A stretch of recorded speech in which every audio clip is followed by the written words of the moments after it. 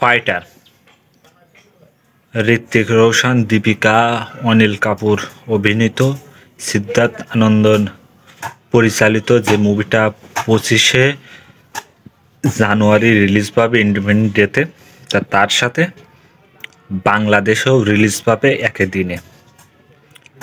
তা ছবিটা তথ্য মন্ত্রণালয় থেকে অনুমতি পেয়েছে।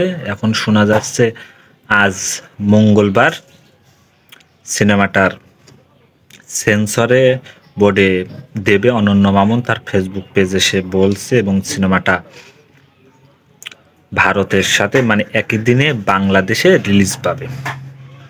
এবং বলে রাখা ভালো, সিনেমাটা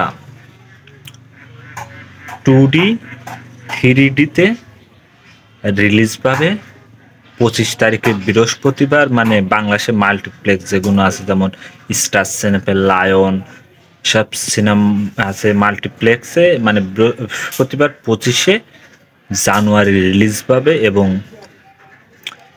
এবং 26 তারিখ তার পরের দিন শুক্রবারে দেশব্যাপী বাংলাদেশের সিঙ্গেল স্ক্রিনে রিলিজ পাবে ফাইটার। এবং বিশ্বে অনেক দেশে এই ফাইটার মুভিটা রিলিজ পাবে।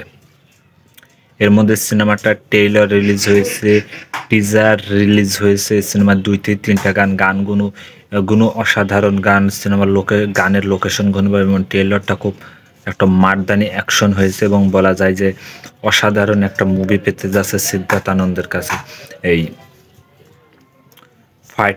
ফাইটারে।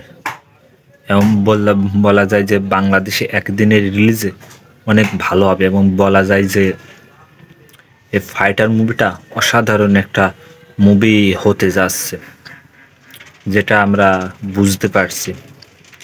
কারণ অনন্য মামুন তার ফেসবুক সেখান থেকে বোঝা যাচ্ছে যে আমরা বাংলাদেশে একদিন রিলিজ হলে অনেক দর্শক একদিনে দেখতে পাবে, না হলে সিনেমাটা পাইরেটস হবে। তো অবশ্যই বলবো আপনারা অবশ্যই আমার ইউটিউব চ্যানেলের সাথে থাকেন।